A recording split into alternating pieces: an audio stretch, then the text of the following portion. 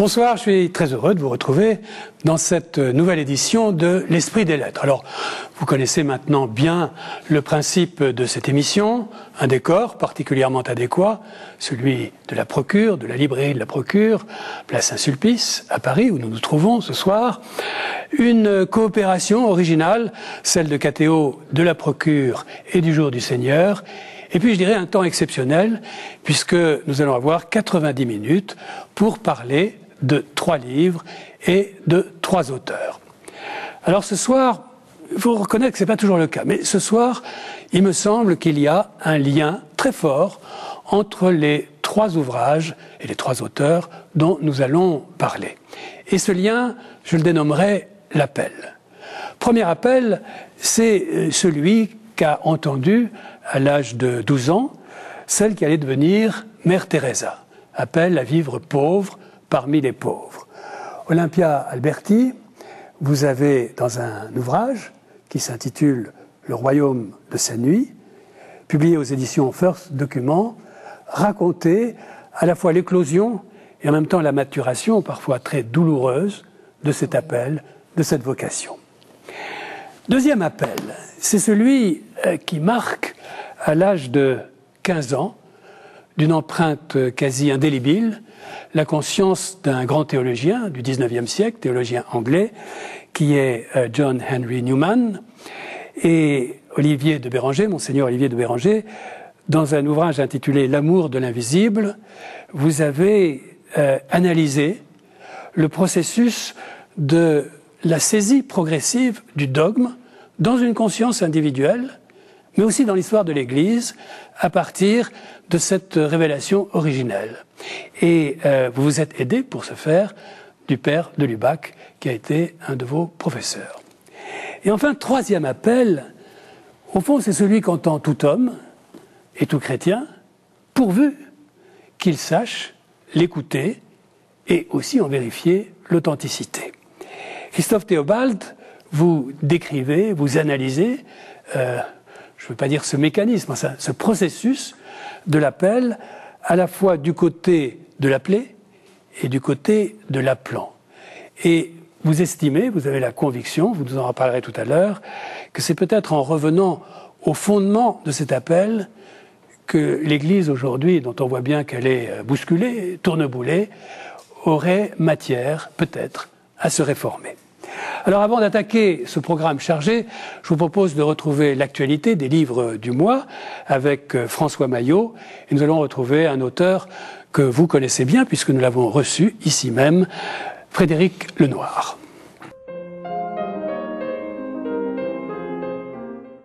Dans les livres du mois, je voudrais commencer tout d'abord par 2 livres qui s'adressent à un large public. Et d'abord, Frédéric Lenoir, Comment Jésus est devenu Dieu, c'est aux éditions Fayard. Le titre est assez emblématique du contenu du livre. Comment Jésus est devenu Dieu, on s'éloigne assez sensiblement de la théologie chrétienne traditionnelle, pour laquelle, je le rappelle, Jésus, deuxième personne de la Sainte Trinité, est Dieu. Frédéric Lenoir propose une réflexion un peu plus ambiguë, c'est peut-être dommage. Le père Patrice Gourrier publie aux Presses de la Renaissance un livre d'entretien avec Elisabeth Marchal qui propose un nouveau regard sur le prêtre. Curé qui es-tu ? Voici le titre de ce livre. C'est extrêmement vivant, extrêmement alerte. Ça s'appuie sur l'expérience pastorale dans le diocèse de Poitiers de Patrice Gourrier. On peut être d'accord avec certains points et en désaccord avec d'autres, mais c'est vraiment un livre très intéressant. Un autre livre de pasteur, celui de Monseigneur Michel Dubost, qui nous propose « Qui pourra nous séparer de l'amour du Christ ?» aux éditions Desclés le Brouwer. C'est en fait un commentaire de la grande lettre de saint Paul, l'Épître aux Romains, qui aborde les sujets aussi vertigineux que la liberté, la grâce et le salut. C'est vraiment très utile d'avoir ce commentaire. Un beau livre sur Qumran, Les secrets des manuscrits de la mer morte, aux éditions de la Bibliothèque nationale de France. On sait combien les découvertes de Qumran ont été un bouleversement archéologique, ont modifié la manière dont nous regardons la Bible, et c'est un sujet qui est toujours passionnant. Une très belle réédition aux éditions Ad Solem, le Newman de Ramon Fernandez. Peut-être avez-vous oublié qui était Ramon Fernandez, c'était le plus grand critique littéraire de l'entre-deux-guerres, Il n'était pas chrétien, mais il avait une immense connaissance de la littérature anglo-saxonne et son Newman a l'intérêt de porter un regard absolument aigu sur la pensée de celui qui donne les meilleures réponses à la modernité. C'est en tout cas la thèse de Fernandez. Finissons maintenant par 2 livres chocs et tout d'abord ce témoignage d'un jésuite, Walter Sissek, emprisonné pendant 23 ans dans les geôles sibériennes.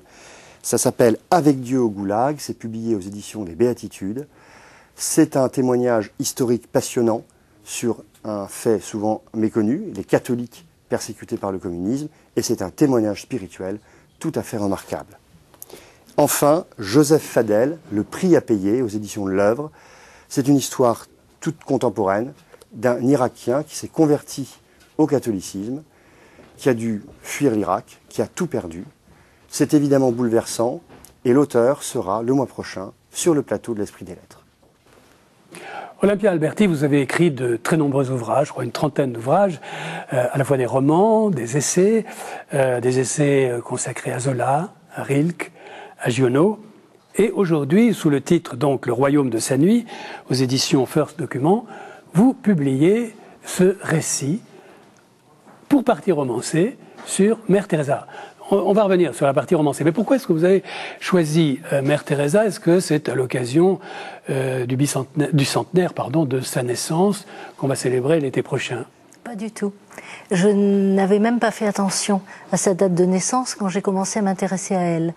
Ce qui m'a frappé quand j'ai lu les lettres et la correspondance avec ses supérieurs hiérarchiques et avec ses intimes, c'est la confidence qu'elle faisait presque secrète, timidement et avec beaucoup de loyauté, de sa détresse intérieure, des ténèbres, de la glace.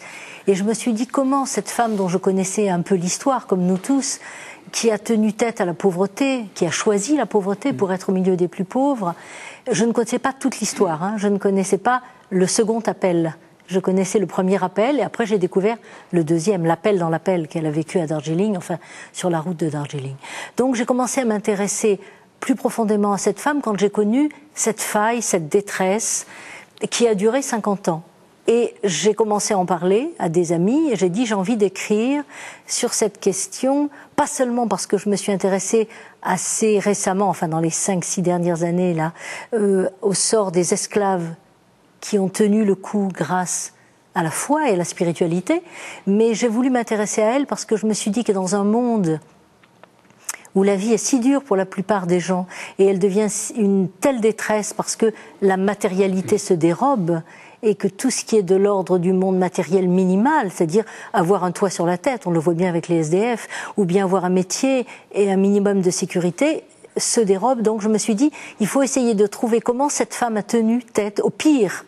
C'est bien pire que la matérialité qui se dérobe, puisqu'elle avait choisi la pauvreté. C'est cette pauvreté de sa foi face à l'épreuve.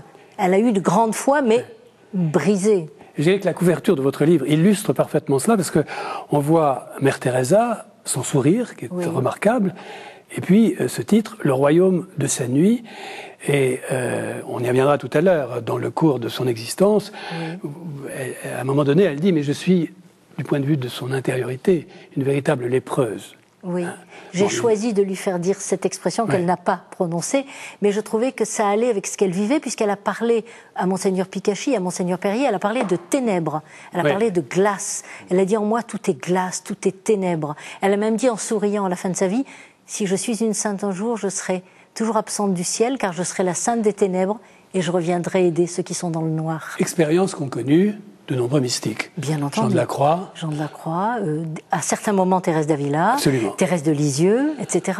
Alors vous disiez à l'instant, je n'ai pas, parce que je reprenais l'expression lépreuse, elle n'a pas prononcé ce mot, elle a prononcé d'autres mots qui sont approchants. Quelle est la part de la fiction ou du roman et la part de la réalité dans votre livre? C'est une grande question à laquelle je répondrai à la fin du mois de juin dans une conférence à Montréal. On m'a demandé de parler des principes narratologiques que j'ai mis en jeu. C'est un grave problème pour un écrivain. Moi, je suis au départ romancière, poète, nouvelliste, essayiste, et là, je me suis dit quelle voie je vais choisir. Mais quand je dis quelle voie, c'est pas VOIE, c'est VOX. nous parlions de la voix. Je me suis dit, est-ce que je fais entendre Mère Teresa, ce que je fais très vite dans l'introduction, quand elle parle, c'est son âme qui parle, quand elle assiste à son propre enterrement. Je me suis autorisée à cette position spirituelle, puisqu'évidemment elle était croyante, il n'y a aucun doute là-dessus. Et puis je me suis dit, il serait intéressant qu'on m'entende en tant que humble chrétienne, enfin en tout cas croyante et pratiquante, spirituelle, sur l'angle de mon regard sur sa vie, et puis il serait intéressant qu'elle raconte sa vie au style indirect libre. Donc j'ai eu plusieurs principes narratologiques qui ont fait que, par moment, c'est moi qui parle, par moment c'est elle, c'est chaque fois délimité, et je ne me suis autorisée qu'à l'imagination créatrice selon Henri Corbin, c'est-à-dire lorsque je suis dans une tessiture où je sens que je peux évoquer un contexte, évoquer une sensation, je me suis autorisée à cela. Mais on est loin d'un roman. D'accord, mais on a l'impression que sans trahir la vérité historique, vous avez d'une certaine manière retrouvé le style de la géographie de grands saints tels qu'on a pu les lire jadis. Oh là, je serais très touchée si j'étais arrivée à cela. J'ai des réticences à propos du cheminement de Mère Teresa, non pas son cheminement en tant que tel, mais certaines prises de position. Mais ces réticences, je me suis interdite de les écrire parce que je pars du principe qu'écrire, ça doit être dans l'humilité, surtout face à une âme de cette dimension, si vous m'autorisez. J'ai des réticences sur le fait qu'elle disait conseiller aux femmes, même violées, d'accepter de garder l'enfant qui était le fruit du viol. Et je trouve que ça, c'est très très dur comme prise de position. Il faut se mettre à la place de celle qui a subi l'horreur et se dire que peut-être elle ne peut pas, c'est trop lui demander. Et vous racontez d'ailleurs à la fin, quand elle reçoit le prix Nobel, à la fin de sa vie, elle a un discours extraordinaire. Extraordinaire. Elle est d'une audace de dire, grâce à moi et à mon équipe, nous avons réussi à ce que 65 000 enfants ne voient pas le jour, car nous voulons qu'ils arrivent dans des foyers d'amour. Là, elle est en contradiction avec elle-même, et c'est une belle contradiction. Quand elle comprend que les femmes violées ne peuvent pas donner leur intimité à de l'amour pour un enfant, là, il y a quelque chose d'extraordinaire. Elle dit donc il faut que les enfants arrivent dans l'amour. Et dans son discours pour le Nobel, elle le dit. Elle le dit avec une... C'est incroyable, une sincérité, je veux dire une liberté étonnante. Elle parle des méthodes qu'elle a employées pour conseiller ça aux femmes. Vous avez cité en introduction à votre ouvrage un texte de Maurice Zindel qui dit « Une vie d'amour est la plus grande richesse au monde, aimer ceux que personne n'aime, les plus pauvres des pauvres ». Ça a été toute sa vie. Ça a été toute sa vie. Alors si on prend le fil de cette existence... Au démarrage, il faut rappeler qu'elle est albanaise. Oui. Elle est née à Skopje, qui était en Albanie à l'époque, qui est aujourd'hui Macédoine. C'est ça. Bon, ça a été compliqué, hein. Ça a été compliqué, la redistribution des Balkans. Et elle est née dans un univers, au fond, très protecteur, très harmonieux, très chrétien, très aimant. Elle a beaucoup de chance. Je trouve que quand on lit sa vie jusqu'à 9 ans, la disparition de son père, qui est tué, comme elle le dira toujours, par la politique. Il a été empoisonné. Il y a un léger parallèle à faire avec Sœur Emmanuelle, qui, elle aussi, perd son père à l'âge de 7 ans. Et pour Sœur Emmanuelle, c'est à l'âge de 9 ans. Ce qui est intéressant, c'est qu'elle est dans un milieu plein d'amour, d'harmonie, de douceur, avec un père extrêmement généreux, une mère adorable et généreuse, et on leur enseigne sans arrêt la discipline du premier acte qui doit être l'amour. On doit aimer, on doit accueillir, on doit être généreux, on doit faire la charité. Elle a bu ça, j'allais dire, avec le lait maternel. Donc, pour elle, il est aussi naturel de faire le bien que de se brosser les dents ou d'aller apprendre à l'école. Donc, il me semble qu'elle ne fait que fleurir sur un terrain favorable. Alors, elle fleurit sur un terrain favorable, un terrain qui est très harmonieux, du point de vue de l'équilibre familial, et puis aussi, je dirais, de l'esthétique, parce qu'elle décrit, elle décrit à travers vous le jardin, les fleurs. J'ai tenu à la Il y a un amour de la beauté. Oui, parce qu'elle dit souvent dans ses lettres et dans les quelques confessions que nous avons eues à lire, elle dit j'aime le confort, j'aime la beauté, j'aime l'harmonie. Elle a aimé chanter, elle écrivait des poèmes, et je me suis dit, elle a sacrifié tout cela pour vivre comme les pauvres, parmi les plus pauvres. Ne pas oublier que le 4e vœu de la congrégation des missionnaires de la charité, c'est la pauvreté. C'est une pauvreté absolument choisie. Et elle va vivre cette pauvreté dans l'enfer de Calcutta. Quand elle va choisir l'exclustration qui lui sera accordée en 47, absolument. Fin 47, début 48. Alors, on en vient au premier appel. Vous parliez tout à l'heure du premier appel. Donc son père est mort, elle avait 9 ans. Oui. Elle arrive à l'âge de 12 ans. Elle sent quelque chose. Elle sent quelque chose. Elle écoute les missionnaires. Oui. Elle a rencontré des pères jésuites Voilà. qui revenaient de Chine, D'Afrique, d'Inde. d'Inde, oui. Et j'allais dire, on retrouve un peu quelques-uns des mécanismes dont vous parlez, puisqu'on a le passeur, le jésuite, la famille, l'identité parentale. Le père Jean Brécovic, qui est le Oui. père de la paroisse, et qui Absolument. lui dit, elle dit, est-ce que j'ai une vocation? Il lui dit, si tu es joyeuse, si tu sens que c'est du bonheur, c'est une vocation. Une phrase extraordinaire. Il lui donne le droit d'être joyeuse. Pour vous, c'est une illustration de ce que vous décrivez dans... Oui, vous avez dit la absolument. vocation. Ça donne la chair, je trouve, à ce qui est véritablement la naissance d'une vocation, parce que ces personnages sont quand même très importants, je pense. Pour elle, c'est des images vivantes, d'une certaine manière, de son tout premier appel. Je crois qu'on peut dire ça. Oui, hein. j'ai l'impression qu'elle a baigné dans cette harmonie parentale, et ses parents étaient comme des maîtres. C'est-à-dire que moi, je ne crois pas au hasard, et je pense qu'elle est née dans la famille qu'il fallait pour que éclose en son âme cet extraordinaire départ. Ceci dit, il y avait au préalable un donné, c'est-à-dire Oui. qu'elle avait reçu une culture religieuse, Oui. Un enseignement Tout cela, religieux. tout cela était le terreau favorable. Bien.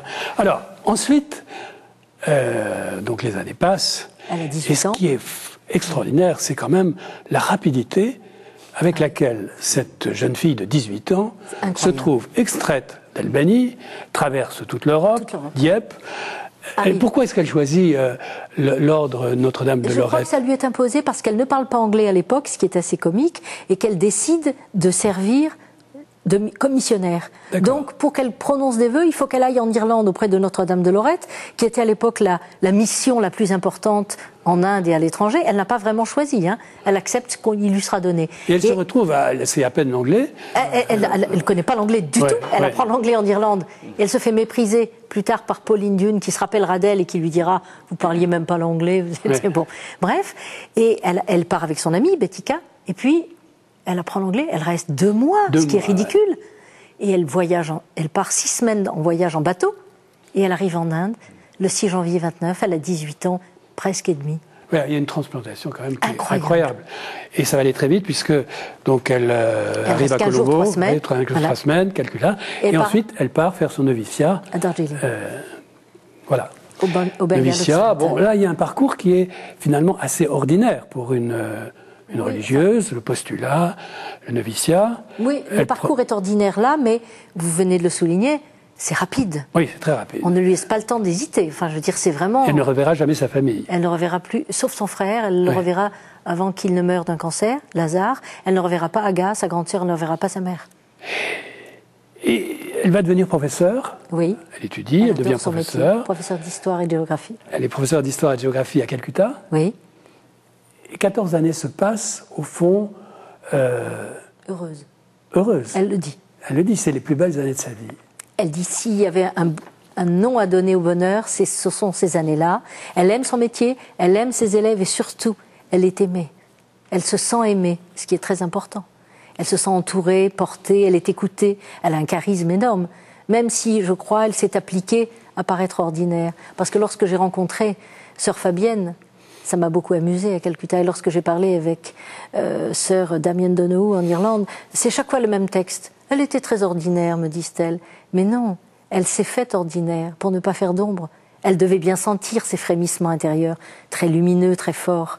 Mais elle a marqué des générations, puisque ce sont des jeunes filles qu'elle a eues comme élèves qui sont venues qui tout de vont suite. la rejoindre ensuite. Et ça, en tout cas, un certain nombre d'entre elles. Absolument, avec Shubhashini et les autres. Donc ça, c'est quand même extraordinaire que celles qu'elle appelle ses filles, qui ont été ses élèves, quittent des destins brillants, faciles, des destins dans le siècle, matériel, pour la rejoindre. Elle se rend compte qu'il y a ce qui est à l'intérieur des murs du collège ou du couvent. Elle découvre la pauvreté. Et ce qu'il y a à l'extérieur. On a l'impression que c'est un parcours un peu bouddhiste. C'est-à-dire, vous savez, dans la légende, le Bouddha découvre, en dehors du royaume, il découvre l'horreur à l'extérieur. Et elle, tout d'un coup, quand elle sort, elle voit les crémations, les pauvres, la misère.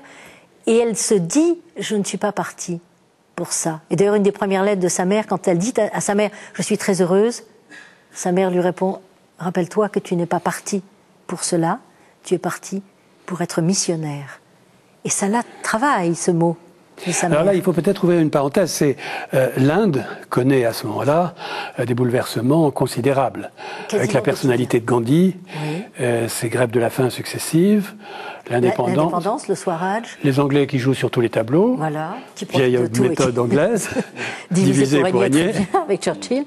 Il y a eu beaucoup de problèmes. Et puis, il y a eu la fameuse famine et la guerre indo-musulmane. Voilà. Lors de la partition, le Pakistan est créé. Et à ce moment-là, 100 millions de musulmans se jettent contre 300 millions d'hindous.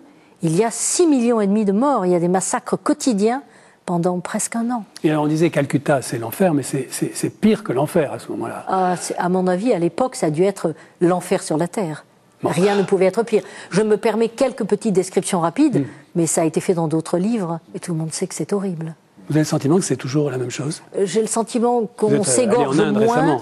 Cela dit, j'étais à Calcutta l'année dernière au moment des élections. Il y avait des assassinats quotidiens à la hache, avec arc et flèche. Les gens se tuaient pour un oui, pour un non. Tu n'es pas d'accord avec mon opinion. Et j'étais très secouée par tout cela. Et un jour, le directeur de mon hôtel, avec qui j'avais fait amitié, m'a dit: vous savez, Olympia, une vie ne vaut pas cher en Inde. Quand vous entendez ça, ça vous fait réfléchir. Pour Mère Teresa, chaque vie valait. Elle disait, même si je devais sacrifier ma vie pour ne sauver qu'une vie, spirituellement, ça vaudrait la peine de tout sacrifier. Donc, elle ressent un manque. Oui. Elle part faire retraite sur les conflants de l'Himalaya. Au bout des 14 ans, quand elle est très fatiguée, elle a un moment d'exténuation intérieure et on lui dit, fais retraite 5 semaines comme d'habitude. Et sur la route de Darjeeling, quand elle arrive sur les contreforts himalayens, elle entend le Christ lui parler. Là, c'est un très grand moment. C'est ce qu'on appelle, ce que vous appelez le deuxième appel. Oui, c'est ce qu'elle appelait, elle, l'appel dans l'appel, et moi j'appelle le second appel. C'est là où elle est appelée à devenir missionnaire de la charité, la mère des pauvres, et donc à demander l'exclaustration, etc. Enfin, tout ce que l'on découvre. Alors là, on entre dans une phase, et je pensais, en lisant votre livre, qui est très douloureuse pour... Elle est convaincue qu'elle doit tout quitter, qu'elle est faite pour être la mère des pauvres, et son conseiller spirituel, qui est un Belge, un jésuite belge, qu'elle aime beaucoup, enfin qui est très... Céleste Van Exem. Lui dit, oh là là, on se calme. Doucement. C'est terrible, hein. Non ? C'est d'ailleurs un des endroits dans votre ouvrage où vous prenez un peu position. Oui. J'ai l'impression. J'ai pris position là, dans ces pages-là parce que j'ai trouvé qu'on lui imposait une souffrance terrible. Mais pas Céleste Van Exem, qui a été très proche d'elle et qui a plaidé sa cause. Monseigneur Perrier. Monseigneur Perrier a été très dur. L'archevêque de Calcutta. Voilà, l'archevêque était très dur. Qui est d'une froideur avec elle. Bon. Alors, et je pense aussi à votre livre à propos du discernement. Bon. Elle dit, je voyais clairement d'où venait cet appel. C'est une certitude. Cette certitude qu'éprouve Newman, à l'âge un peu plus tard, à 15 ans. Ce que je ne savais pas, c'était la manière d'y répondre, sinon de quitter le couvent pour me consacrer au service des pauvres en vivant au milieu d'eux. Et l'évêque de Calcutta lui dit, d'abord il faut être prudent, parce qu'on est dans des circonstances politiques un peu compliquées. Grande prudence ecclésiale. Est-ce que c'est une bonne manière de répondre à cet appel et à cette vocation que déclare Sœur Teresa, Mère Teresa? C'est difficile à dire après coup parce qu'on n'est pas dans la situation politique du moment. Et peut-être d'un point de vue de l'histoire de la vie religieuse, il y a toujours un peu eu cette sorte de méfiance vis-à-vis des appels très particuliers. Une fois qu'il y a quelqu'un qui est, je dirais, dans le courant d'une congrégation, de se singulariser, c'est quelque chose d'extrêmement difficile. Je pense que c'est difficile à divers titres. Le contexte politique, le contexte même socio-culturel, parce que le christianisme est en minorité, ce n'est pas la peine de le souligner, en Inde à ce moment-là, de toute façon il l'est encore. Et puis, il faut imaginer aussi, une légère, pour ne pas dire plus, misogynie. Cette femme qui a des visions, qui entend, qui a des locutions du Christ, est-ce qu'elle n'est pas un peu, on dit, Il le dit d'ailleurs, hein, il le dit au père Van Exem, on pense que dans un an tout sera calmé. Et puis elle insiste, ça continue. Il y a même des insinuations très désagréables sur ses relations avec son père spirituel. Et puis elle est envoyée en exil à 200 km de là, à Sansol. Et finalement, l'archevêque lui dit, on n'en parle plus. Terrible, Et ce moment-là est le terrible. père spirituel lui dit, silence, vous ne m'en parlez plus. Si je n'y fais pas allusion, vous ne m'en parlez plus. Il faut imaginer l'échancrure dans sa vie. Ça fait 1 an et demi qu'elle ne parle que de ça. Et qu'elle n'attend que ça. Et puis, quelque chose a lieu. Moi, je pense qu'il n'y a pas de hasard et que Dieu voulait la maturation de l'âme de Mère Teresa. Il fallait qu'elle soit confrontée à du non, à du refus, pour que s'affirme en elle cette vocation. On peut faire un parallèle avec des choses très simples. Pour que Molière devienne Molière, il fallait que son père lui dise non. Pour que Saint François devienne Saint François, il fallait que son père ne soit pas d'accord. Il faut un moment que l'autre s'oppose, et du coup ça trempe dans l'acier cette vocation. Moi je le sens comme ça. Je pense qu'une vraie vocation c'est quelque chose qui s'impose envers et contre tout. Oui, mais là vous décrivez une trajectoire psychologique, pas forcément spirituelle, si je peux me permettre.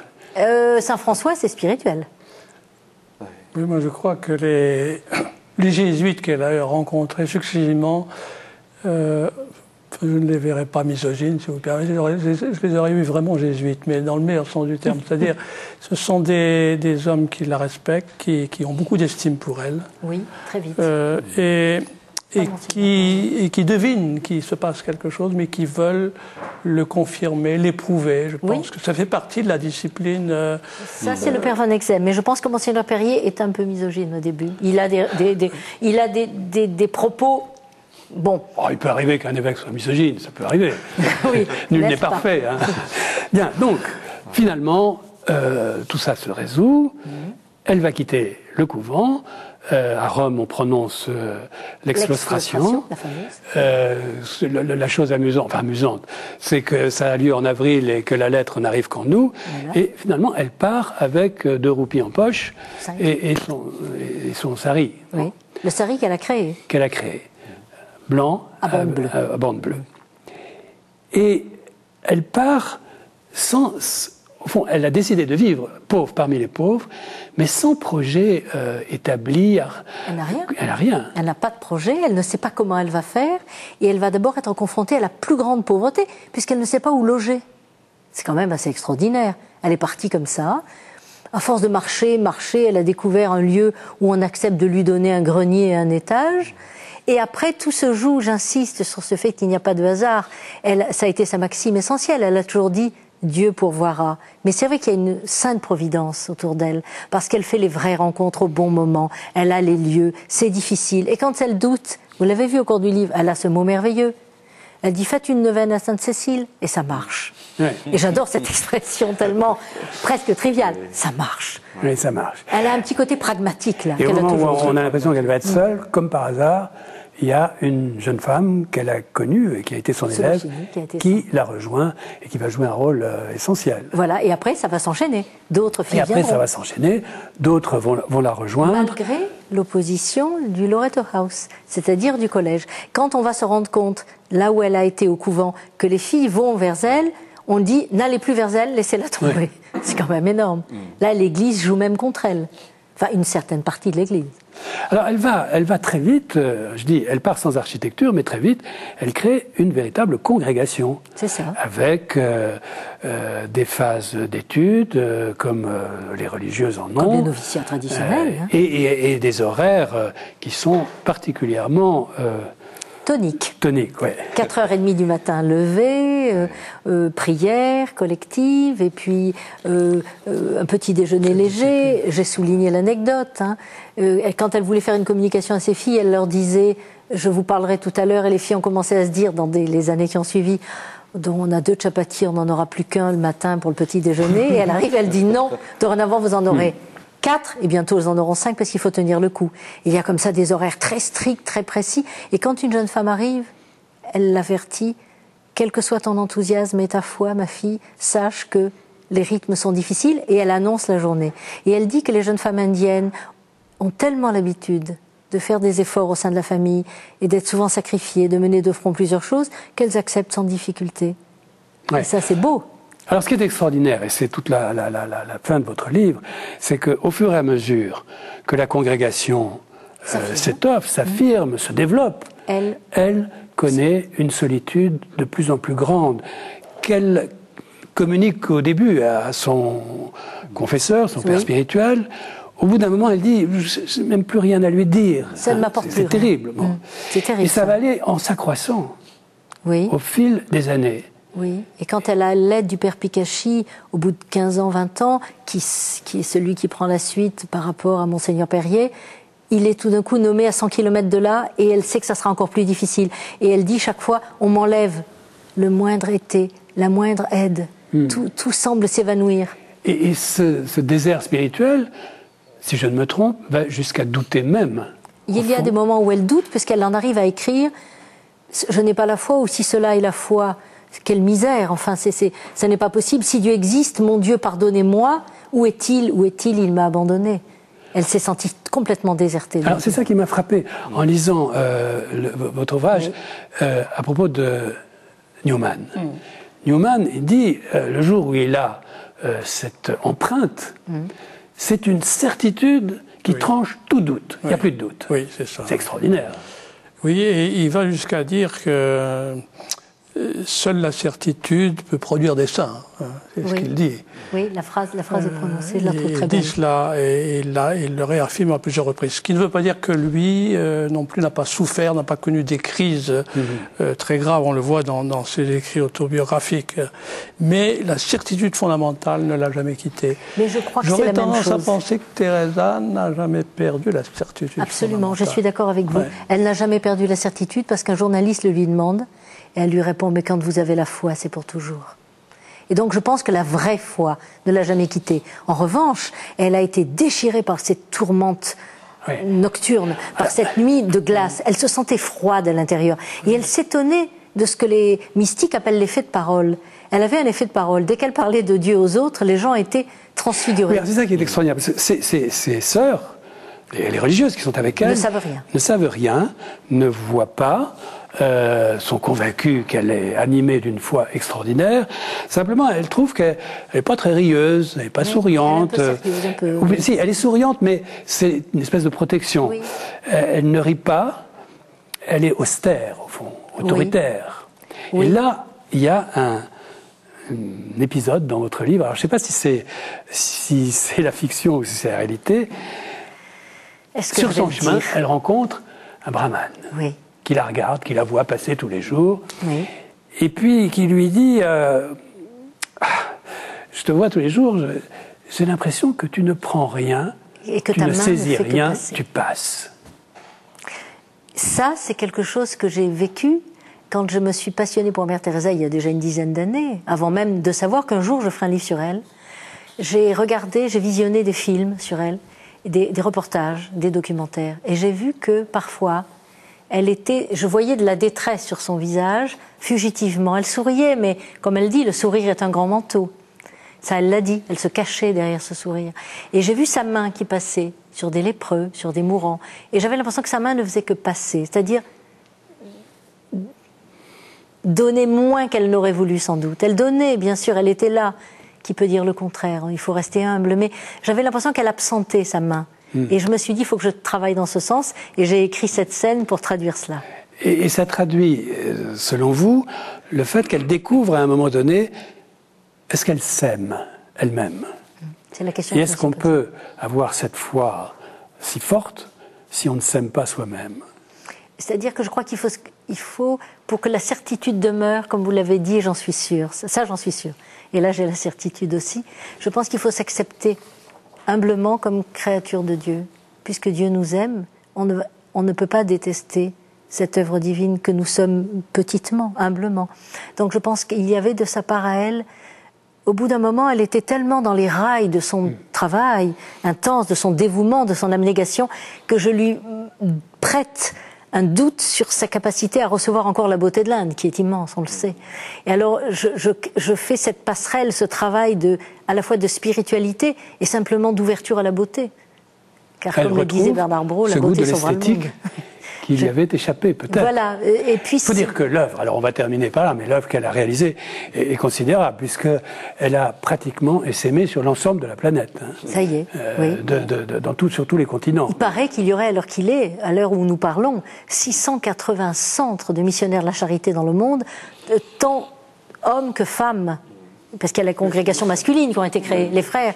Et il y a la Constitution directement. Voilà, plus de 4300 membres, c'est monumental. Et je ne sais pas si vous avez bien regardé au moment d'Haïti, mais à un moment, c'était une panique totale. Et le seul endroit où il n'y avait pas la panique, c'était la voiture blanche des missionnaires de la charité, avec 3 sœurs en sari blanc et bande bleue, qui distribuaient calmement des vivres et des médicaments.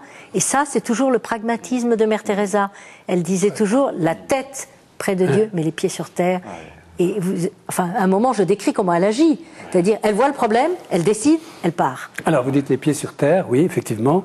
Et en même temps, le jour de sa mort, donc elle meurt en septembre 97, elle demande qu'on lui enlève ses sandales. Oui, ça c'est le cadeau que Dieu m'a fait à moi, voilà. Olympia, humble petit écrivain. C'est-à-dire que quand j'ai été à Calcutta, j'ai vu les sandales de Mère Teresa et j'ai été bouleversée.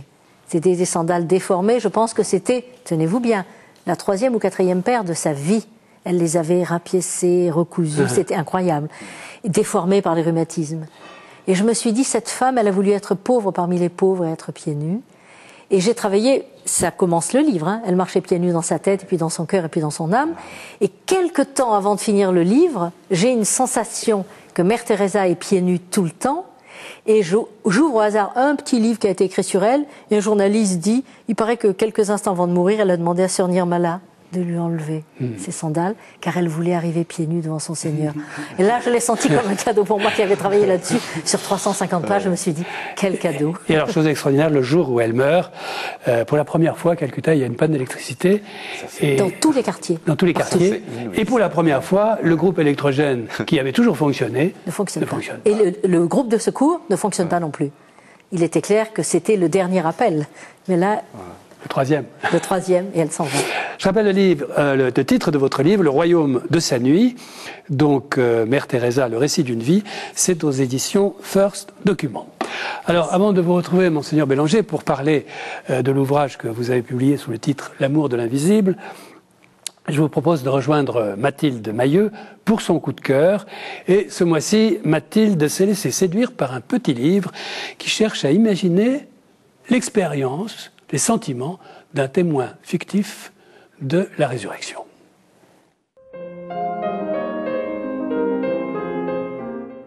Cela fait des jours et des jours que j'essaye de trouver des mots justes, un texte fort, un texte percutant, qui vous donne envie de lire ce nouveau coup de cœur, mon nouveau coup de cœur. J'essaye vainement, mais je bute, inlassablement. Alors j'ai décidé de prendre le taureau par les cornes et de vous parler de ce livre malgré tout, envers et contre tout. Alors d'abord, je vous le présente. Il s'agit du Très Vif, un texte écrit par Jérôme Terninck aux éditions Salvator. Et puis, que dire de plus de ce livre? Eh bien, c'est une très belle méditation spirituelle sur les disciples d'Emmaüs. Ces disciples qui vont rencontrer le Christ ressuscité. J'ai été tout simplement saisie par ce texte. J'ai reçu ce livre comme un coup de poing dans le cœur, littéralement. Une très belle écriture, un texte puissant, fort, très littéraire et extrêmement spirituel. Nous suivons Cléophas, qui est le narrateur de ce livre, et il va rencontrer ce Christ qu'il croyait mort, mais qui est bien vivant parmi eux. Ils vont le rencontrer une première fois, une deuxième fois, et puis d'autres encore. Et tout ne dit qu'une seule chose, c'est la joie d'être dans le Christ, de le voir et de le suivre. Je vais finir par ceci. Ce texte, je voudrais que vous le découvriez, parce que c'est écrit par un très jeune auteur. C'est un texte formidable, un texte qui vous donne envie de croire, un texte magnifique, mon coup de cœur. Monseigneur Bélanger, je rappelais le titre de votre ouvrage, donc par l'amour de l'invisible. Vous êtes prêtre du Prado, c'est là que vous avez commencé votre... C'est là que j'ai entendu l'appel. que vous avez entendu l'appel. Et c'est là que vous êtes revenu, après un long parcours qui vous a conduit, comme vous aussi, vous êtes parti loin, à Séoul. Vous avez été plus de 14 ans, je crois. 17 ans. 17 ans à Séoul, en Corée. Et ensuite, vous êtes devenu évêque de Saint-Denis. Et originalité de votre part, avant d'atteindre les 75 ans, vous avez dit, j'ai fait ce que j'avais à faire. Ça va maintenant, je retourne vers le Prado. Vers mes sources. Vers Voilà. mes sources, mes études. Alors, quand vous étiez évêque, vous avez fait pas mal parler de vous. Vous en souvenez, bien sûr. J'ai essayé de faire parler de la Seine-Saint-Denis en mieux, en bien. Voilà. Donc, on se souvient de votre lecture à Drancy en 97, de la déclaration de repentance de l'Église catholique française pour ses silences à Vichy, et puis de votre action en 98 auprès des étrangers en situation irrégulière qui occupaient la basilique, cette magnifique basilique de Saint-Denis. Mais si nous nous retrouvons avec vous ce soir, c'est parce que lorsque vous avez fait vos études, vous aviez commencé, si j'ai bien compris, une thèse sur John Henry Newman, et votre patron de thèse était le père de Lubac. C'est exact, oui. Voilà. Alors à partir de là, vous avez décidé de faire un livre. Alors, il faut reconnaître que ce n'est pas un livre très facile. Hein. Je le reconnais. Vous le reconnaissez. Je vous demande pardon. Non, il ne faut pas me demander pardon, parce que c'est un livre très dense, un livre... je suis sûr que Christophe Théobald, qui a travaillé sur la vocation, a dû apprécier. Oui, beaucoup. Hein, beaucoup. Bon. Notamment, j'ai dit, toute la partie sur Newman, qui est fascinante, je trouve. Oui. Alors, donc vous partez de Newman et vous éclairez Newman avec de Lubac. C'est un peu ça. Oui, c'est vrai. Votre projet, d'abord, votre cible, dites-vous, c'est tous ceux qui sont en quête d'une intelligence de la foi. Qu'est-ce qu'on peut entendre par intelligence de la foi ? Eh bien, pour le prendre de façon personnelle, à la manière de Newman, précisément, ce n'est pas d'abord une définition, c'est quelqu'un qui, à partir de sa propre expérience, s'efforce de se comprendre et de comprendre le monde. Et dans cette compréhension, il a été touché, lui, par ce qu'il appellera l'empreinte du dogme, une expression sur laquelle je reviens assez souvent parce que c'est vrai que ça l'a énormément frappé. Mais l'intelligence de la foi, c'est d'abord de réaliser, encore un mot newmanien, de réaliser le don qui nous est fait par cette vérité qui nous a été un jour vraiment donnée, offerte. Alors, on part au fond d'une révélation originelle, oui. Et ensuite, il y a la maturation. Oui. C'est vrai pour une conscience individuelle, c'est vrai pour l'histoire de l'Église. C'est exactement cela. Et lui-même citera la symbolique de Müller pour montrer que ce qui s'est passé dans sa propre conscience se passe, disons, dans l'histoire de l'Église. Et alors il va jusqu'à dire que la conscience de l'Église, c'est l'Esprit Saint qui conduit l'Église à travers des méandres absolument invraisemblable. Il a cette phrase qu'il est bon de se rappeler aujourd'hui. L'histoire de l'Église est telle que celui qui vit dans le siècle pense que c'est le pire de tous ceux qui l'ont précédé. Les saints semblent toujours devoir nous manquer et le Christ est en train de venir. Voilà Newman. Alors, il faut rappeler qui est Newman. Donc c'est un théologien qui était anglican. Oui, il a commencé ses études pour devenir ecclésiastique très tôt. Hein, ouais. Et il est devenu diacre d'abord et prêtre au XIXe siècle. Hein. L'Église d'Angleterre, oui. Voilà. Et à l'âge de 15 ans, il a alors on cherche toujours le mot pour cette empreinte, ouais. Cette révélation, cette marque qui fait, on le disait tout à l'heure, qu'il a la certitude de la foi. Sur laquelle il va travailler tout de suite beaucoup. Parce que il avait reçu cette empreinte sans doute à travers une sorte d'illumination intérieure, même si ce n'était pas un mystique, mais il l'avait reçu grâce à l'influence d'un pasteur, disons, wesleyan, c'est-à-dire évangélical, de type, disons, calviniste assez étroit. C'était le côté assez certainement fervent, mais étroit de l'Église d'Angleterre. Et lui se rend compte que la façon dont les Wesleyens décrivent la conversion n'est pas exactement ce qu'il a expérimenté, que lui n'a pas ressenti une sorte de ferveur, ni même d'angoisse, qu'il l'aurait avec des pleurs. Et tout. Non, ça ne fait pas partie de son... C'est un acte réfléchi. C'est un acte réfléchi. Et donc il va travailler dessus, et il va travailler sur le credo de saint Athanase, tel que l'Église d'Angleterre le récitait et le connaissait, et il va le travailler la plume à la main, verset par verset, en recherchant dans les Écritures ce qui le fonde. C'est là qu'on voit que c'est une intelligence, mais en même temps une intelligence qui se met au labeur pour essayer de se comprendre elle-même. Qui va être évolutive. Et c'est là que progressivement, il va s'ouvrir à ce qu'on va appeler, ce qui sera un des premiers à appeler le développement de la doctrine chrétienne. C'est-à-dire pas simplement le développement intérieur de la connaissance que j'en ai, mais comment le dogme lui-même, dans l'histoire, se manifeste progressivement par la médiation ecclésiale aux hommes des générations et des cultures diverses. Alors vous faites référence à Heidegger, oui, dans sa définition de la théologie. D'ailleurs, nous sommes deux à faire référence à Heidegger. Oui, j'ai remarqué aussi. La théologie est à la recherche, dit Heidegger, d'une explication de l'être de l'homme dans son rapport à Dieu qui soit plus originale en ce qu'elle se calquerait sur le sens de la foi elle-même. C'est-à-dire que c'est en ce sens quand même, si je peux me permettre, que je trouve que la démarche newmanienne est très très extraordinaire, très moderne. Il cherche à se comprendre et il parle d'une intelligence de la foi, moi je le sens comme ça. C'est un être qui sans arrêt pratique le connais-toi toi-même et la suite c'est tu connaîtras ton Dieu.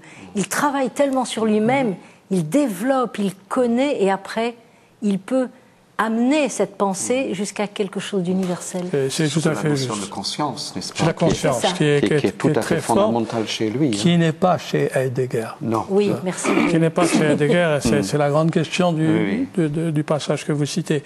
Mais chez lui, elle est très puissante et on peut dire que c'est ça qui l'a conduit jusqu'au bout. Et c'est ça qui a fait aussi beaucoup d'incompréhension de la part des autres, parce que d'abord, c'était la conscience qui guidait et rien d'autre. Et c'est ce que je trouve très beau aussi, parce qu'on est encore aujourd'hui dans un monde où quand, je vais parler comme tout le monde, quand vous avez la foi, on vous parle de croyance. Mais la foi n'est pas une croyance, c'est une expérience. Parler de la foi en termes de croyance me paraît limite, c'est quelque chose de... C'est inintelligent, c'est une expérience la foi. On éprouve quelque chose de profond. C'est une expérience, mais de ce point de vue-là, alors c'est vrai que Newman et de Lubac se correspondent parfaitement. Et j'y pensais à propos de votre ouvrage. C'est une expérience à l'intérieur de ce que nous appelons la communion des saints. Et vous-même, vous arrivez à une empathie telle avec Mère Teresa que vous communiez à son drame intérieur et aussi à sa foi. Et je sais qu'elle a eu, au cours de son histoire, un certain nombre de relations amicales avec des occidentales, notamment, avec des femmes avec qui il y avait une correspondance et une communion. Et vous poursuivez cette communion. Et ça, alors je dirais que, pour le dire avec Newman, c'est vraiment la plénitude catholique. C'est-à-dire l'ouverture, la possibilité de communier à d'autres. Ce qui ne veut pas dire qu'ils soient tous catholiques, loin de là. On est là. Newman avait beaucoup d'amis qu'il avait gardé parmi les anglicans, et il avait une intelligence telle qu'il était capable, et on retrouve ça chez le père de Lubac, de dialoguer avec quiconque. Absolument. Et ça, au-delà des frontières culturelles. Au-delà des frontières culturelles. Frontières confessionnelles aussi. Oui, c'est ça qui est remarquable. À la différence des convertis de son époque, qui malheureusement, comme Menning, Faber et d'autres... Ce sont plutôt raidis. Se sont raidis. Mais si on revient donc à cet événement initial, cette révélation qui est un acte réfléchi, qui est un acte intellectuel, qui part d'un donné. Parce qu'il y a un donné préalable. Il y a un donné qu'il va travailler, Il va travailler, qui est le credo, qu'il va ensuite développer. En même temps, il y a la prise de conscience de l'aliénation. Oui, ça c'est extrêmement puissant. Et il va le décrire d'une manière magistrale dans son grand livre, qui vient d'ailleurs d'être édité, Apologia pro vita sua, et je compare de nouveau avec Heidegger à propos de Dasein. Voilà, c'est ça. Tout à fait. Alors que chez lui, il dit il n'y a rien dans le monde qui puisse confirmer la lumière intérieure que je reçois. Tout ce que je lis, tout ce que j'entends, tout ce que je vois dément finalement cette conviction intime que j'ai de la présence de Dieu et du salut en Jésus le Christ. Et cependant, eh bien, je me laisse habiter par cette lumière, et à partir de là, je découvre la lumière qui habite aussi ce monde apparemment qui va à sa perte. Donc dans le même temps, je suis habité par la lumière, je découvre la lumière, je découvre le salut, la grâce, la justification. Donc, dans le même temps, je découvre que le pécheur aliéné. Je découvre le pécheur aliéné, mais je découvre aussi la grâce qui vient à sa rencontre. Alors, quelle est la différence entre grâce, justification, vocation? Alors, j'ai une page, je ne l'ai plus en tête, mais où j'essaie de reprendre chacun de ces termes. C'est pour ça que je vous tendais la perche, d'ailleurs. Et où j'essaie de montrer les distinctions nécessaires à travers l'histoire de la théologie, c'est vrai, mais Newman n'est pas un homme de notions. Ce n'est pas un homme de vocable, même s'il il s'efforce d'être toujours le plus précis possible dans les termes qu'il emploie. Et c'est vrai que le terme que j'ai trouvé chez lui le plus magnifiquement élaboré, mais qui reste difficile pour nos contemporains, c'est le terme de justification. Ces conférences de 1837, et ça, Louis Bouillet le disait déjà, mais ce sont des conférences absolument géniales. On peut dire que c'est, de toute son œuvre, catholique et anglicane et catholique, c'est probablement ce qu'il y a de plus génial. Et je souhaite qu'on en ait une belle traduction bientôt de nouveau. Je ne dirais pas c'est quel éditeur, mais voilà, c'est extraordinaire comment, à travers cette étude d'un terme, c'est vrai, le terme de la justification, il a anticipé la réconciliation possible entre luthériens et catholiques. Il a montré que les uns et les autres avaient raison, que Luther avait raison de montrer que c'était un don, que lorsque le publicain est justifié alors que le pharisien ne l'est pas, c'est justement parce qu'il s'est laissé faire par Dieu auquel il s'adresse alors que le pharisien s'est vanté. Et il montre que ce que le Concile de Trente, alors qu'il était encore anglican, qu'il était encore très méfiant à l'égard de ce qu'il appelait le romanisme, mais par honnêteté intellectuelle, il dit mais les anglicans ont raison de souligner aussi que la justification par la foi, ça ne peut pas exister sans la pratique de l'amour. Il le dit. Donc c'est là qu'on voit cette extraordinaire liberté, cette capacité de compréhension qui a anticipé non seulement le deuxième concile du Vatican, mais disons tous nos problèmes de la modernité. Et cette trajectoire qui est celle d'une conscience individuelle, c'est aussi celle de l'Église. Celle de l'Église. À travers la Bible, les pères, et toute l'évolution de ces siècles, parfois surprenante. Alors, je vous remercie de citer les pères, parce que c'est vrai que... Il avait ça en commun avec de Lubac. Avec de Lubac. C'est-à-dire que de Lubac connaissait beaucoup mieux que Newman les auteurs, disons, médiévaux. Mais par contre, les pères, entre les deux, je ne saurais pas à qui donner le premier prix. Ce sont des gens qui habitaient les pères. Et c'est lui qui dit « les pères m'ont fait catholique ». C'est parce qu'il a fait cette étude systématique des pères à partir de 1824, il est encore très jeune, il est né en 1801, donc c'est à partir de là qu'il va progressivement sortir de l'hypothèse qu'il avait faite que l'anglicanisme était la via media entre le protestantisme le plus étroit et le romanisme plus ou moins superstitieux. Et c'est les pères qui lui font découvrir que finalement, même la foi des humbles qu'il va rencontrer dans les paroisses, qui ne sont pas toujours cohérents dans leur tête entre ce qu'ils croient et ce qu'ils vivent, mais qui finalement vivent de la sainteté de Dieu, mais il dit, mais Saint Augustin est avec eux, Saint Ambroise est avec eux, et moi, comment vous pourrez me ranger du côté des docteurs qui les jugent? Oui, et il dit que la pastorale a joué un rôle très important dans l'effectuation, enfin la manière dont c'est, développé. C'est à partir de l'assentiment initial, sa foi. L'assentiment, vous avez employé un mot très important aussi, c'est que le grand livre, qui je l'espère va être aussi réédité, en français c'est Grammaire de l'assentiment, et mon hypothèse, si vous voulez, quand j'ai préparé cette thèse avec le père Dubac, contre parenthèses, je n'ai jamais terminé, à cause de la Corée, parce qu'il y a eu 7 appels de la Corée, il y a eu 2 appels, et finalement l'appel de la Corée mais j'ai constamment pensé, j'ai toujours continué à travailler, et c'est vrai que il y a eu chez lui, c'était un véritable pasteur. Quand on pense qu'il était à Birmingham au milieu des pauvres, c'est intellectuel d'une grande finesse. Il a vécu toute sa vie au milieu des pauvres. Quand il a quitté Oxford, qui était un monde quand même plus si vous voulez, qui n'était pas du tout plébéien, et il va se retrouver à Birmingham, et c'est là qu'il va vivre toute sa vie de docteur et ensuite de cardinal. Alors vous terminez votre ouvrage avec de Lubac, oui. Et ce que vous appelez les 4 paradoxes oui. du père de Lubac, enfin illustrés par le père de Lubac.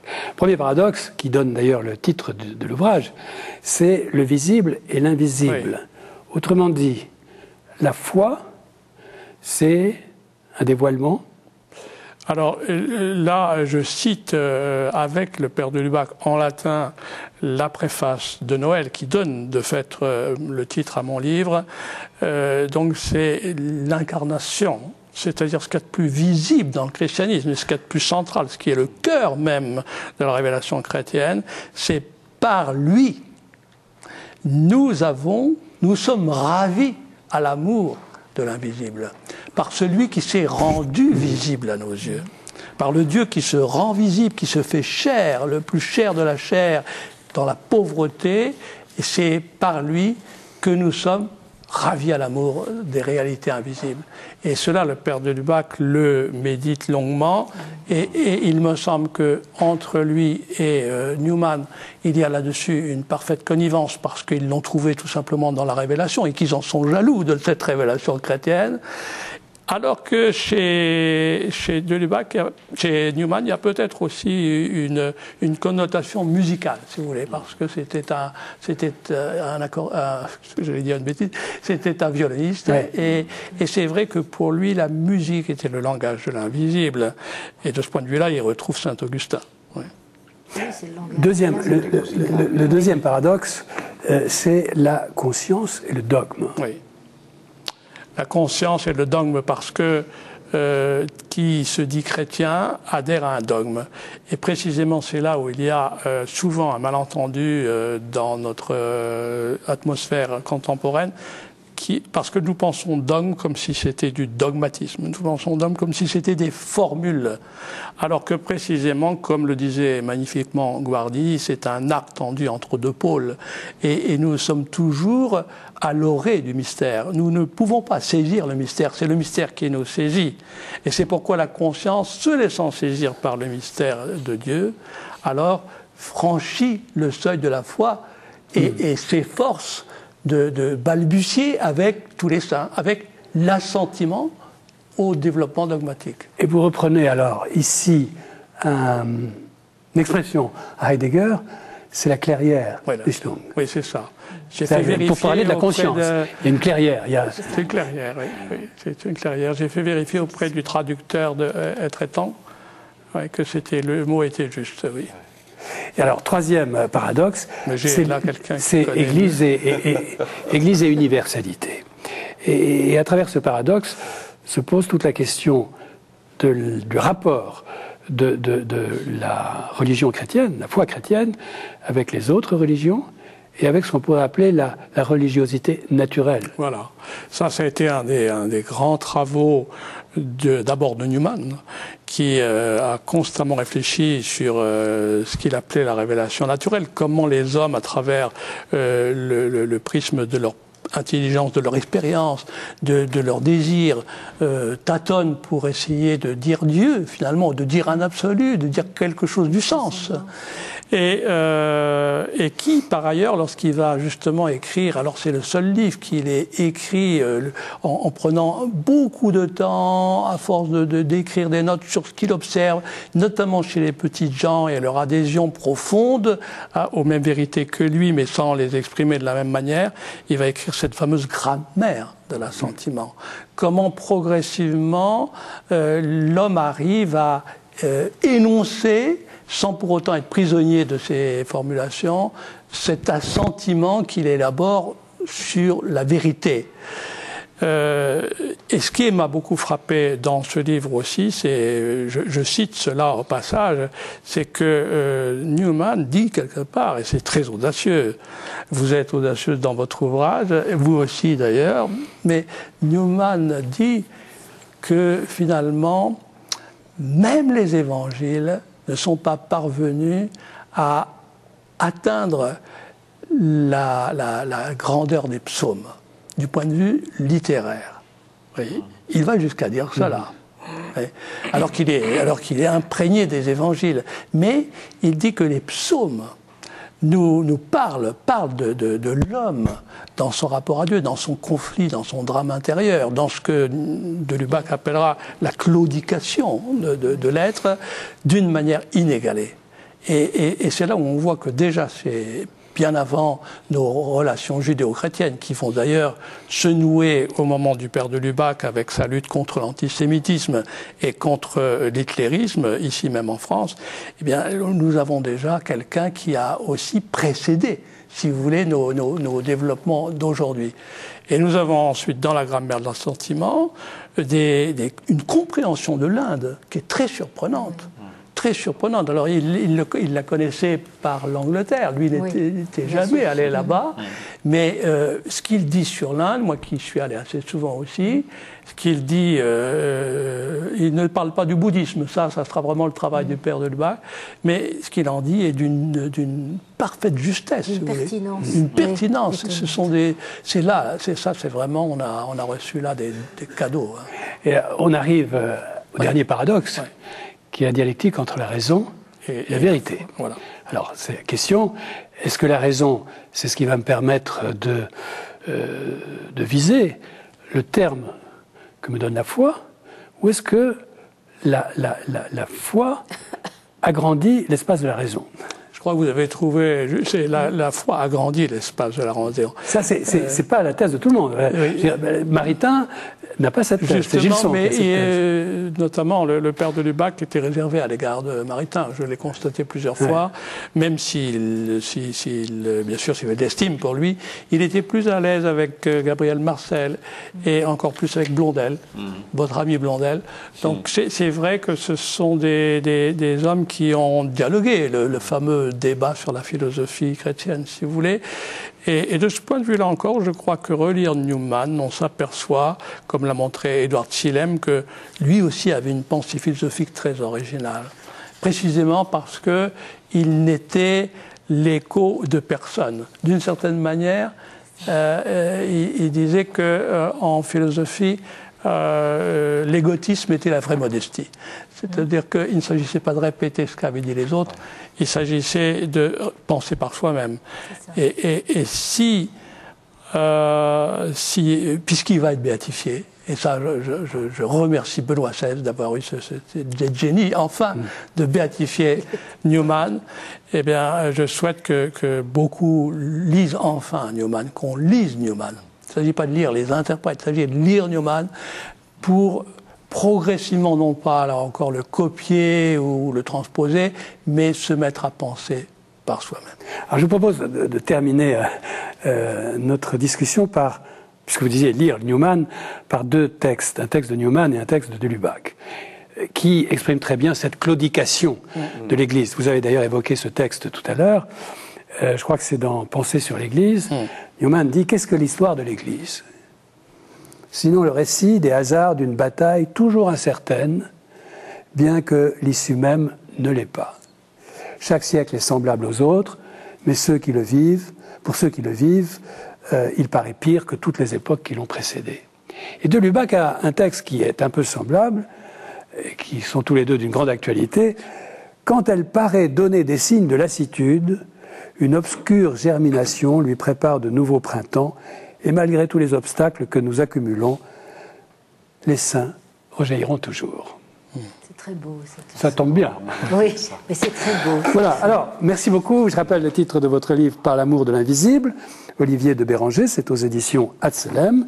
Et puis nous marquons une nouvelle pause avant de vous retrouver. Une dernière pause. Comme chaque mois, le portrait du mois, Bertrand Deschamps le consacre ce mois-ci à l'écrivain et apologiste anglais Chesterton.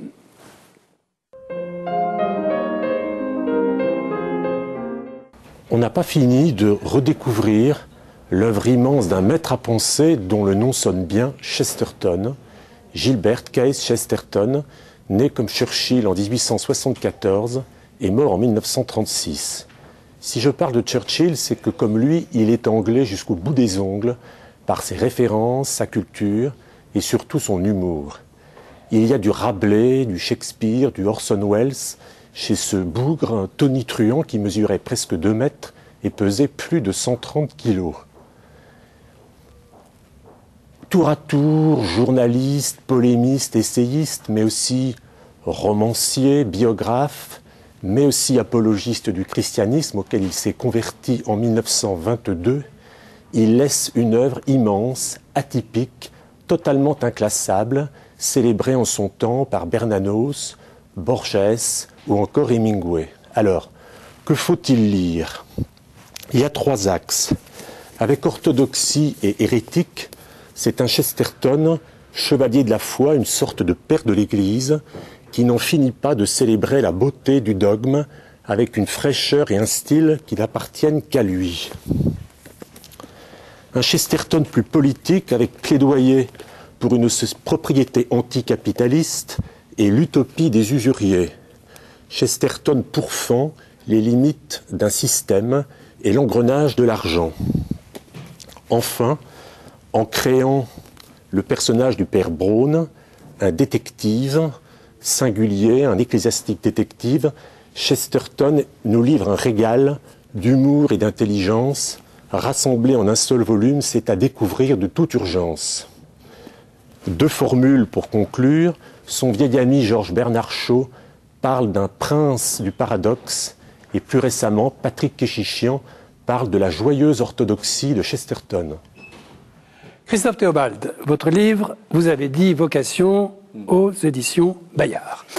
Vous êtes jésuite, vous êtes professeur de théologie à la faculté de Sèvres, du Centre Sèvres à Paris, et puis vous êtes aussi rédacteur en chef de la revue des sciences religieuses.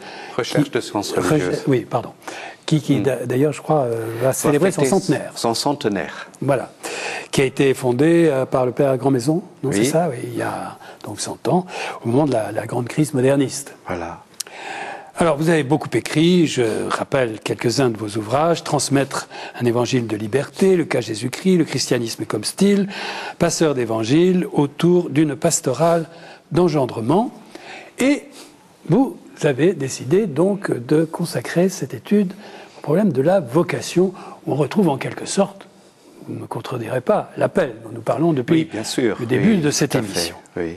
Alors vous avez une formule un peu mystérieuse pour dire le propos de votre livre, donner accès aux nappes phréatiques de notre humanité. Ça mérite une petite explication. Oui, parce que par cette formule, je voudrais un peu, évidemment, c'est une métaphore que je propose ici, pour montrer qu'il y a évidemment la partie visible de notre existence. Nos corps, nos chairs, nos visages, surtout ce que nous voyons, et un peu nos parcours que nous pouvons raconter, et qu'il y a un invisible, et ça là, je retrouve évidemment aussi votre ouvrage sur Newman et de Lubac, et comment accéder au fond, je dirais, à ce qui nous continue sans cesse à nous ressourcer au jour le jour, et qui nous permet d'aller jusqu'au bout de notre existence. Alors c'est vrai de la vocation humaine, c'est vrai de la vocation chrétienne. Oui. Et il y a un constat, me semble-t-il, qui motive votre livre au départ, c'est le décalage, le décrochage en quelque sorte, dont vous faites l'observation, ou l'inadéquation entre les figures sociales de la vocation, telles que les définit l'Église aujourd'hui, et puis les appels que peuvent éprouver les individus. Oui, je pense que cette constatation est tout à fait importante parce que quand nous utilisons le terme vocation, par exemple la formule qu'on entend parfois « je n'ai pas la vocation », alors quelqu'un vous dit ça, il vous dit « je n'ai pas la vocation religieuse » ou « je n'ai pas la vocation sacerdotale ». Donc c'est une figure finalement sociale qui apparaît d'abord un peu sur la scène publique de l'Église et de la société. Mais on n'entend plus derrière ce mot vocation le verbe appeler et au fond l'expérience qui est visée par ce terme.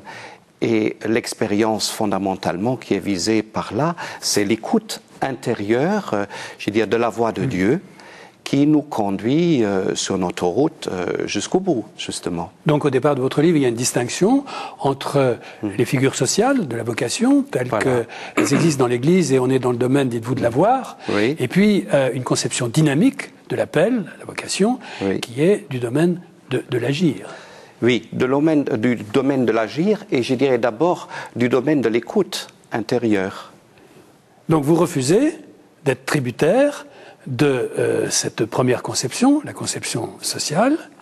En tout cas, vous la constatez, mais vous dites qu'il ne faut pas en rester là. Il ne faut pas en rester là. C'est-à-dire il faut repasser par l'expérience spirituelle, par l'expérience intérieure, pour retrouver aujourd'hui, d'une manière vivante, ces multiples formes que nous avons connues à travers l'histoire et que nous connaissons aujourd'hui. Et pour illustrer cela, vous revenez à la Bible, ce qui est en général de bonne méthode, et vous reprenez cet extraordinaire récit dans Samuel de l'appel de Samuel. De Samuel. Qui, par 3 fois, se trompe et croit que c'est le prêtre Élie qui l'appelle. Donc il y a une sorte de toute première, on pourrait appeler ça une sorte de malentendu, parce qu'évidemment, les tout premiers appels que nous recevons, ils nous viennent de la voix parentale, de notre père, de notre mère. On voit bien ça d'ailleurs dans votre ouvrage sur Mère Teresa. Et à un moment donné, il y a un décrochage qui doit se produire, qui est effectivement de l'ordre de l'expérience de la conscience. Et il faut entendre d'une certaine manière la voix intérieure qui nous autorise à exister par nous-mêmes.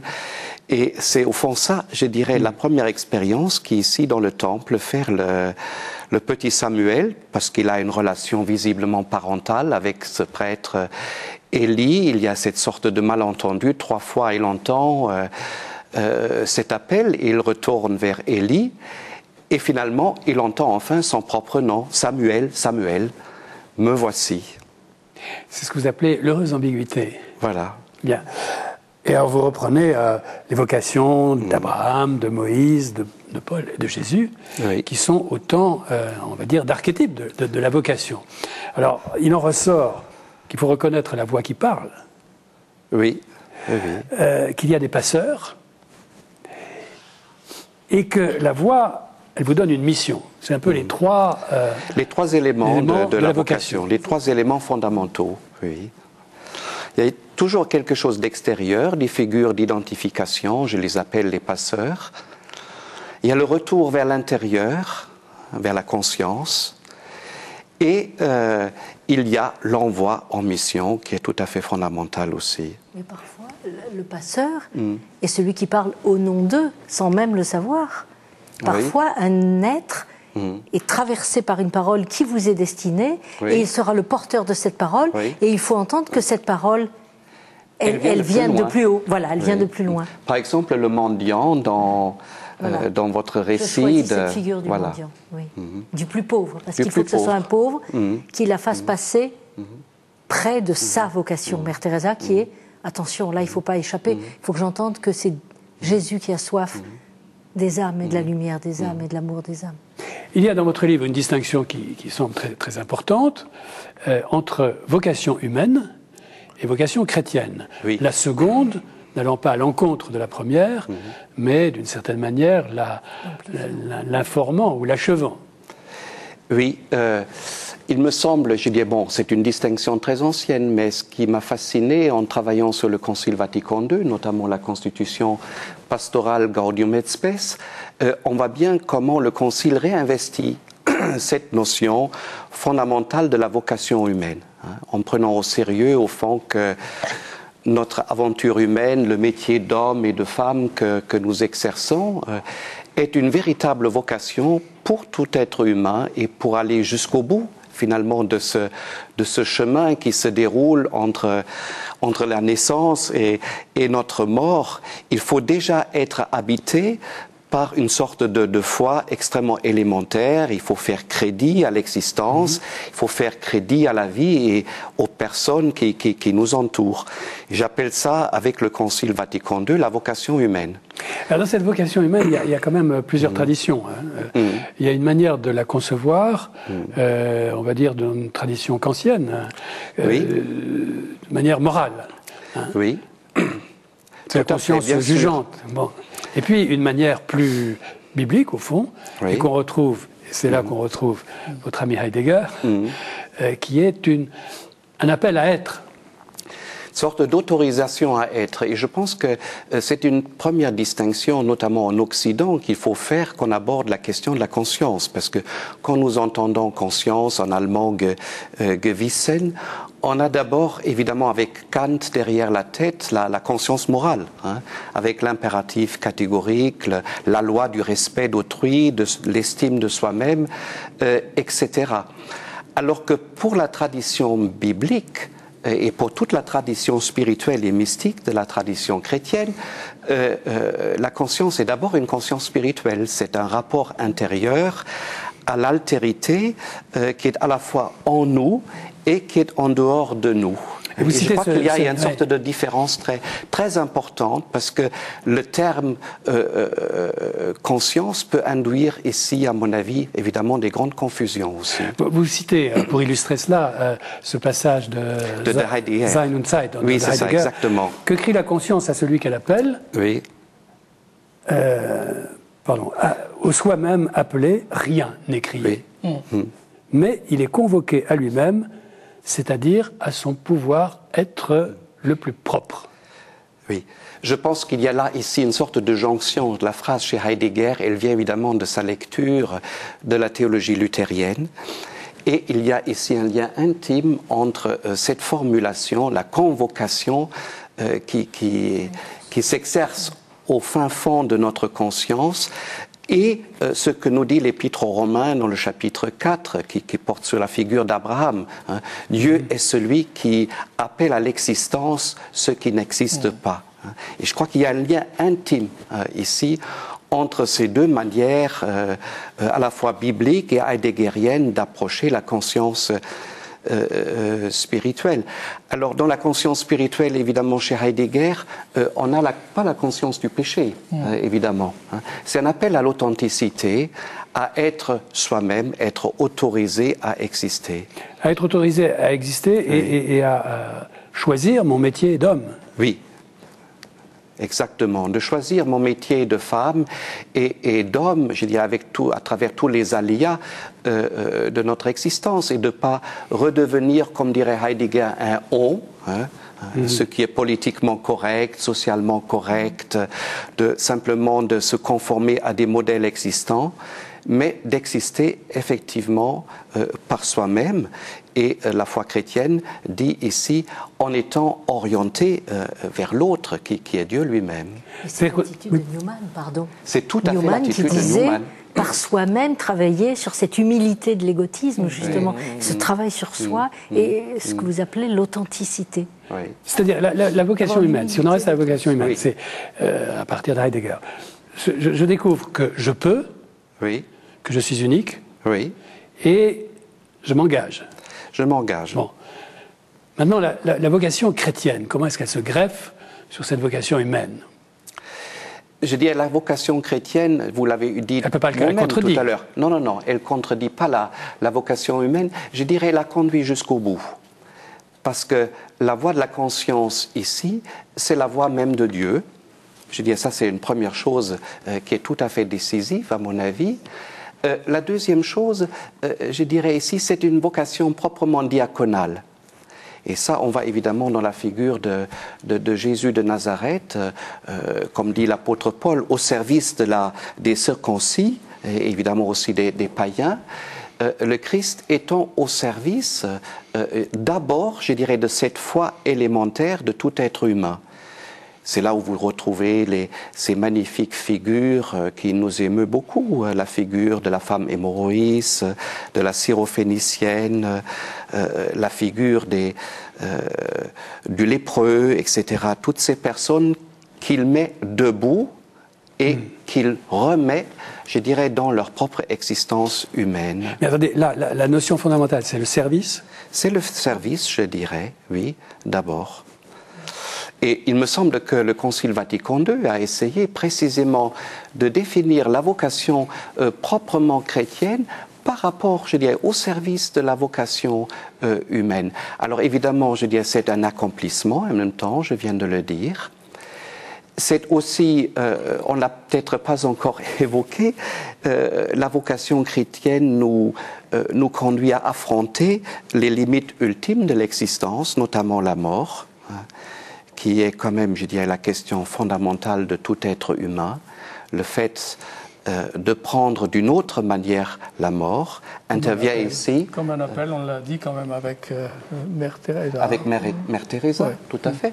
C'est-à-dire, c'est l'expérience de la résurrection et qui colore, je dirais, très fondamentalement cette expérience, cette vocation chrétienne et qui libère l'être humain par rapport à lui-même pour le mettre au service de tout être humain qu'il rencontre sur son chemin. Mais on a dit que la vocation chrétienne ne contredit pas la vocation humaine. Il n'empêche qu'il y a un renversement total des valeurs. C'est-à-dire dans l'organisation humaine, il y a la notion de progrès, la notion de hiérarchie, oui. La notion d'être le meilleur. Tout à fait. Dans les valeurs chrétiennes, oui. Il y a une inversion. Il y a l'humilité. Oui, c'est ce que j'appelle diaconal, n'est-ce pas, finalement. C'est-à-dire cette notion de service et qui est très fondamentalement liée à la notion d'humilité, de pauvreté, de laisser prendre Dieu et l'autre la place réellement dans ma propre existence. Alors, dans les différentes formes de vocation chrétienne, oui, c'est la troisième distinction. Troisième distinction, on arrive, vous inspirez bien sûr de Paul, des Épîtres, la figure de l'apôtre, oui, qui est une figure spécifique. Tout à fait, c'est une figure tout à fait fondamentale pour décrire maintenant, je dirais, un élément de la vocation chrétienne. C'est-à-dire, c'est d'abord l'appel à annoncer l'Évangile. L'Évangile, bonne nouvelle, je dirais, d'une nouvelle de bonté radicale, qui retentit au fond depuis le début de l'humanité, pourrait-on dire, depuis le récit de la Genèse, les 6 jours, c'est bon, c'est très bon. Et l'apôtre, à la suite de Jésus de Nazareth, le Christ, est celui qui tente de rendre crédible dans l'histoire de l'humanité cette bonne nouvelle. Et il le fait évidemment en mettant en jeu toute son existence à la suite même du Christ. Mais alors, est-ce que dans la vocation chrétienne, on va avoir une distinction entre celui qui est appelé, comme vocation, à être l'apôtre, et d'autres, si on prend Saint Paul, qui sont les gens de maison, par exemple? Les gens de maison, oui, tout à fait. Je pense qu'il faut faire cette distinction que l'apôtre lui-même fait dans sa célèbre théorie des charismes, qui tente d'expliquer, je veux dire, que toute existence humaine est au fond l'expression de la grâce de Dieu qui justifie. On revient à la terminologie de la justification. Et au fond, tout être humain, à travers, je dirais, son existence, est une expression de cette grâce de Dieu qui est toujours absolument singulière. Et du coup, il y a nécessairement une pluralité de vocations, une pluralité d'appels, précisément parce que chaque vocation est nécessairement singulière. Et à l'intérieur de ça, on peut évidemment développer un certain nombre de catégories que Paul lui-même a développées dans ses épîtres, les différents charismes. Et parmi ces charismes, le charisme apostolique a une position tout à fait unique parce que il est dans la succession même de Jésus de Nazareth et c'est d'une certaine manière le garant fondamental que l'Évangile ne soit jamais annoncé en son propre nom, mais toujours au nom même de Dieu, comme Jésus lui-même l'a annoncé au nom de son propre Père. Et ensuite, il y a tous les autres charismes extrêmement multiples. Il y a une sorte de prolifération historique à travers l'histoire, et à chaque époque, on découvre ses propres charismes. Il y a les collaborateurs. Il y a les collaborateurs, oui, tout On a à oublié fait. cette notion. Ah oui, c'est prodigieux cette notion chez Paul. À la fin du chapitre 16 de l'Épître aux Hébreux, on a tout un catalogue extraordinaire d'hommes et de femmes, de célibataires, de couples, des sun ergoi. Et pour lui, alors, ce terme, il a une signification théologale en même temps, parce que à la fois c'est un jeu relationnel avec Paul qui est ici en jeu, et en même temps, il les appelle aussi les collaborateurs même de Dieu. Alors, venons. Pardon, mais d'ailleurs, Mère Teresa reprendra l'expression. Ouais, Elle parlera des collaborateurs tout à fait. souffrants. Bien, mais venons-en à la situation actuelle de l'Église. Oui. Bon, vous dites, il y a des périodes différentes dans l'histoire de l'Église. Il y a Oui. des périodes de grande stabilité. Bon, c'est pas Oui. très de tranquillité, dites-vous. Oui. C'est pas trop compliqué. Il y a des figures sociales qui sont établies. Et puis, j'allais Sans dire, caricaturer. oui, sans caricaturer, tout à mais fait. bon, chacun entre dans son tiroir. Ça, c'est très bien. Et puis, il y a des périodes. J'ai l'impression qu'on vit une période de ce genre aujourd'hui, qui sont des périodes chahutées, bouleversées. Et vous avez le sentiment, je crois comprendre dans votre livre, Oui. que l'Église en reste trop à ces figures sociales et n'est pas suffisamment à l'écoute de cette diversité possible de vocations. Est-ce exact? Oui, je pense, oui. C'est-à-dire, il y a sans doute à ce niveau-là une sorte de créativité à redécouvrir. Et on le voit bien d'ailleurs dans l'Église, quand on regarde un peu la question des ministères à l'heure actuelle. C'est un bon exemple, à mon avis. Dans l'Église de France, dans beaucoup de diocèses, il y a des femmes qui prennent des responsabilités. On les appelle les permanentes en pastoral. Et si vous regardez un peu de près, vous avez au moins deux figures différentes. Vous avez de toute façon énormément de générosité, ça c'est clair. Et vous avez un certain nombre de femmes et d'hommes aussi qui mettent cette générosité au service des communautés chrétiennes et quand le temps est venu, ils quittent leur travail ou ils prennent un autre travail.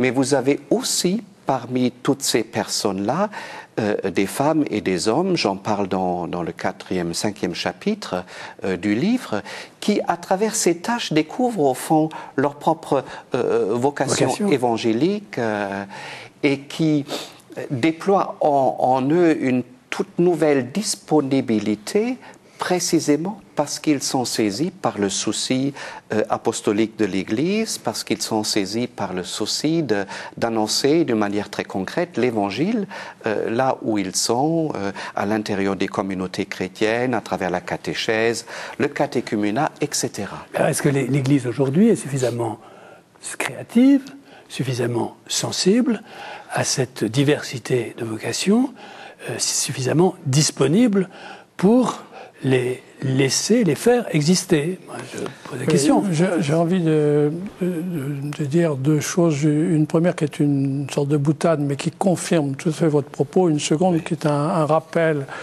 de l'enseignement des papes, encore très récent. Une boutade, c'est quand j'étais à Saint-Denis, quelquefois on me demandait est-ce qu'il y a des vocations dans votre diocèse? Je dis oui, il y en a 1 550 000. C'est tout à fait ça. Donc, et j'étais convaincu de ça. Je suis vraiment convaincu que même le gosse paumé, à qui on n'a pas appris à vivre, il a une vocation. Le drame, c'est que précisément, on ne la lui révèle pas. Et donc, c'est vraiment notre responsabilité. Que nous soyons croyants ou non, mais si nous sommes croyants en plus, nous avons une grave responsabilité. D'abord de le regarder, de lui dire mais tu es quelqu'un. Il y a une grandeur en toi. À entendre. Ça, c'est la première chose. Et deuxième chose, c'est oui, nous manquons de créativité, c'est-à-dire que, et vous le soulignez bien dans votre ouvrage, en fait, déjà, Paul VI avait parlé des ministères au pluriel, mais on a un peu fait la sourde oreille en France. Oui. Et Jean-Paul II y est revenu dans sa fameuse lettre qu'il a fait d'un pas allègre au début du 3e millénaire, où il a précisément souligné ce que vous dites de façon excellente là, c'est que plutôt que de chercher à remplir des cases, c'est pas son vocabulaire, mais il faut regarder quel est le talent qui est habité par quelqu'un et lui permettre de le découvrir et le remercier de bien vouloir le mettre au service. Vous dites qu'il faut regarder le talent des hommes et des femmes. Oui. On a dit tout à l'heure, la vocation chrétienne, les vocations chrétiennes, elles ne vont pas contredire la vocation humaine. Normalement, elles ne doivent pas les contredire. On pourrait l'espérer. Oui. La vocation humaine, elle a évolué au fil des siècles. Oui, bien sûr. Oui. On n'imaginait pas, il y a 400 ou 500 ans, des femmes, chefs d'entreprise, militaires ou autres. Oui. Bon. Les relations entre les femmes et les hommes ont totalement bougé au que, deuxième moitié du XXe siècle. Je vous pose la surtout, question. oui. Moi, c'est une question. Ah, oui. Est-ce que la femme peut être occupée, tenir cette vocation apostolique spécifique? Ah, moi je pense oui. Ah, je c'est pense important. oui.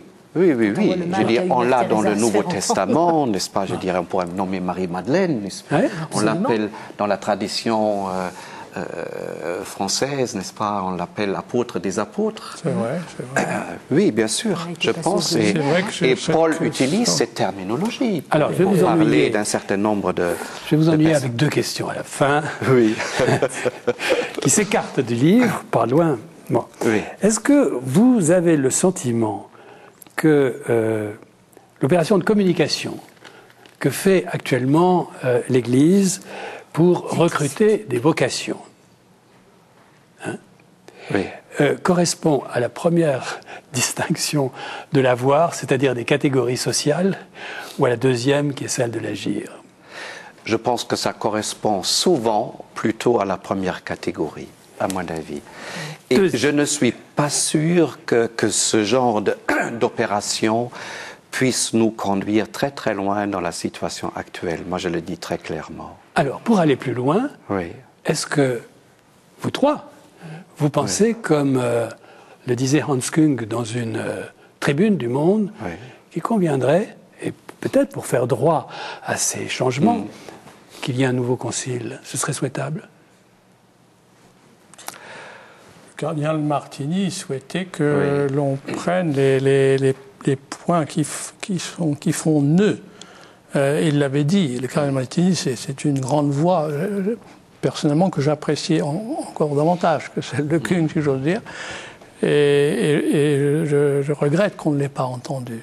Ça fait quand même déjà plusieurs années qu'il avait dit ça. Il y a des nœuds, il en avait cité, je crois, une vingtaine, et il avait dit il faut que nous nous rassemblions. Bon, est-ce que c'est les cardinaux qui doivent se rassembler? Est-ce que c'est un concile? On sait ce que c'est un concile. Il faut s'appeler Jean 23 pour avoir l'audace. Et l'inspiration. Et l'inspiration. Moi, je dirais personnellement. Il y a peut-être une question d'appel aussi. Hein? Oui, Là je encore. dirais, il y a au moins deux questions le mot qui est le juste, le mot mériteraient. inspiration est juste. Oui. C'est celui qui est employé. Rapidement, parce qu'on arrive à la fin de l'émission. Oui, il y aurait au moins deux questions qui le méritent, c'est-à-dire la question culturelle, c'est-à-dire l'autonomie des continents au niveau ecclésial. Je crois que c'est une question tout à fait essentielle. Et peut-être un nouveau traitement de la question de la conscience, à mon avis, au plan moral, je dirais le discernement moral, à mon avis, et éthique.